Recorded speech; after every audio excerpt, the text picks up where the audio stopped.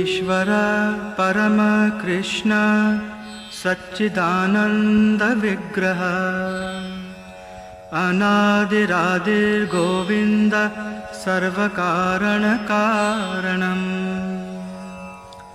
चिंतामणि प्रकर सद्म सुकल्पवृक्ष लक्षावृतेषु सुरभिरभिपालयन्तम् लक्ष्मी सहस्रशतसंभ्रमसेव्यमानं गोविन्दमादिपुरुषं तमहं भजामि। वेणुं क्वनन्तमरविन्ददलायताक्षं बर्हावतं समसिताम्बुदसुन्दराङ्गं कन्दर्पकोटिकमनीयविशेषशोभं गोविन्दमादिपुरुषं तमहं भजामि। आलोलचन्द्रकलसद्वनमाल्यवंशी रत्नाङ्गदं प्रणयकेलिकलाविलासं श्यामं त्रिभङ्गललितं नियतप्रकाशं गोविन्दमादिपुरुषं तमहं भजामि। अङ्गानि यस्य सकलेन्द्रियवृत्तिमन्ति पश्यन्ति पान्ति कलयन्ति चिरं जगन्ति आनन्दचिन्मयसदुज्ज्वलविग्रहस्य गोविन्दमादिपुरुषं तमहं भजामि। अद्वैतमच्युतमनादिमनन्तरूपम् आद्यं पुराणपुरुषं नवयौवनं च वेदेषु दुर्लभमदुर्लभमात्मभक्तौ गोविन्दमादिपुरुषं तमहं भजामि। पन्थास्तु कोटिशतवत्सरसम्प्रगम्यो वायोरथापि मनसो मुनिपुङ्गवाणा सोऽप्यस्ति यत्प्रपदसिम्न्यविचिन्त्य तत्त्वे गोविन्दमादिपुरुषं तमहं भजामि। एकोऽप्यसौ रचयितुं जगदण्डकोटिं यच्चक्तिरस्ति जगदण्डचयाय दन्ताः अण्डान्तरस्थपरमाणुचयान्तरस्थं गोविन्दमादिपुरुषं तमहं भजामि। यद्भावभावितधियो मनुजस्तथैव सम्प्राप्य रूपमहिमासनयानभूषाः सुप्तैर्यमेव निगमः प्रतिथैस्तुवन्ति गोविन्दमादिपुरुषं तमहं भजामि।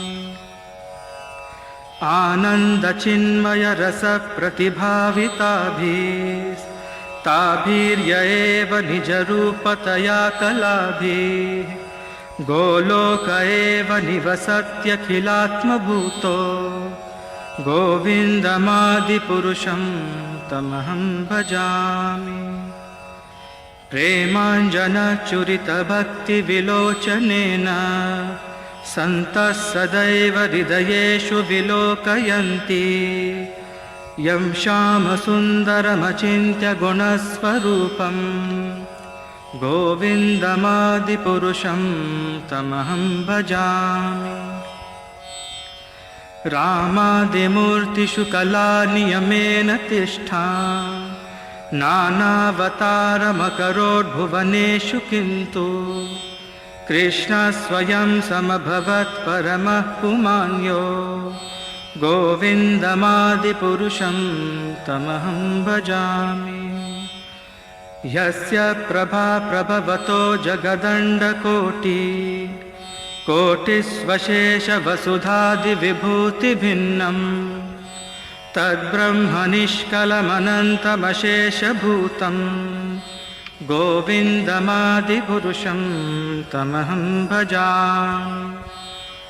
माया हि यस्य जगदण्डशतानि सूते त्रैगुण्यतद्विषयवेदवितायमाना सत्त्वावलम्बि परसत्त्वविशुद्धसत्त्वं गोविन्दमादिपुरुषं तमहं भजामि।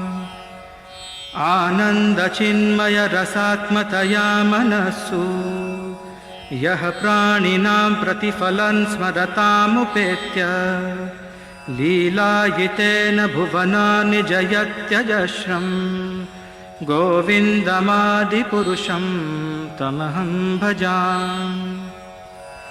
गोलोकनाम्नि निजधाम्नि तले च तस्य देवी महेश हरिधामसुतेषु तेषु ते ते प्रभावनिचया विहिताश्च येन गोविन्दमादिपुरुषं तमहं भजामि।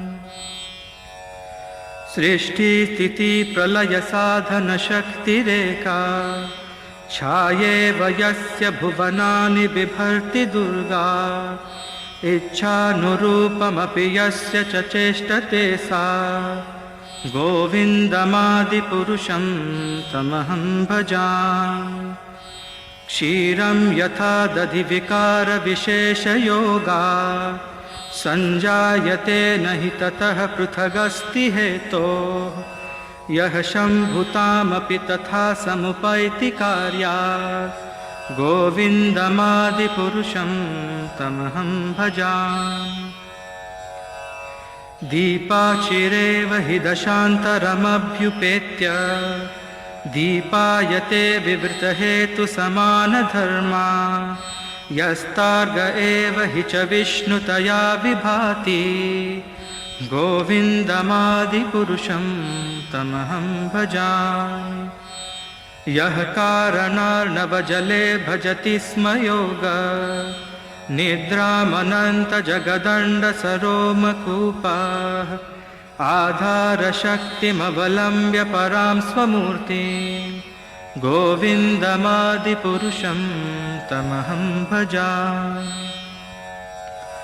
यस्यैकनिश्वसितकालमथावलम्ब्य जीवन्ति लोमविलजा जगदण्डनाथा विष्णुर्महान् स इह यस्य कलाविशेषो गोविन्दमादिपुरुषं तमहं भजामि। भास्वान् यथा स्म शकलेषु निजेषु तेजः स्वीयं कियत् प्रकटयत्यपि तद्वदत्र ब्रह्माय एष जगदण्डविधानकर्ता गोविन्दमादिपुरुषं तमहं भजामि। यत्पादपल्लवयुगं विनिधाय कुम्भ द्वन्द्वे प्रणामसमये स गणाधिराजा विघ्नान् विहन्तुमलमस्य जगत्त्रयस्य गोविन्दमादिपुरुषं तमहं भजामि। अग्निर्मही गगनमम्बुमरुद्दिशश्च कालस्तथात्ममनसीति जगत्त्रयाणि यस्माद्भवन्ति विभवन्ति विशन्ति यं च गोविन्दमादिपुरुषं तमहं भजामि। यच्चक्षुरेश सविता सकलग्रहाणां राजा समस्तसुरमूर्तिरशेषतेजाः यस्याज्ञया भ्रमति संवृतकालचक्रो गोविन्दमादिपुरुषं तमहं भजामि।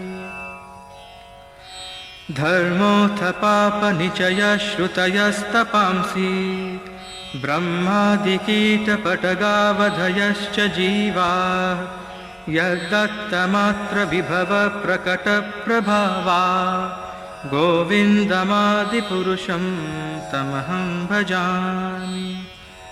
यस्मिन्द्रगोपमथवेन्द्रमहोस्वकर्मा बन्धानुरूपफलभाजनमातनोति कर्माणि निर्दहति किन्तु च भक्तिभाजां गोविन्दमादिपुरुषं तमहं भजामि।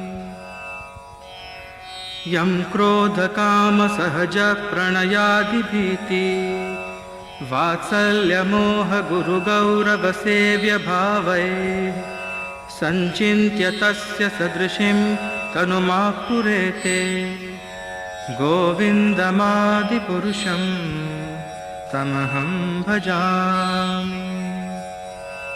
श्रियकान्ताकान्तः परमपुरुषकल्पतरवो द्रुमा भूमिश्चिन्तामणिगणमयी तोयममृतम् कथागानं नाट्यं गमनमपि वंशी प्रियसखी चिदानन्दं ज्योतिः परमपि तदास्वाद्यमपि च स यत्र क्षीराब्धि श्रवति सुरभिभ्यश्च सुमहान् निमेषार्ध्याख्यो वा व्रजति न हि यत्रापि समयः भजे श्वेतद्वीपं तमहं इह गोलोकमिति यम् विदन्तस्ते सन्त क्षितिविरलचाराकटिपये।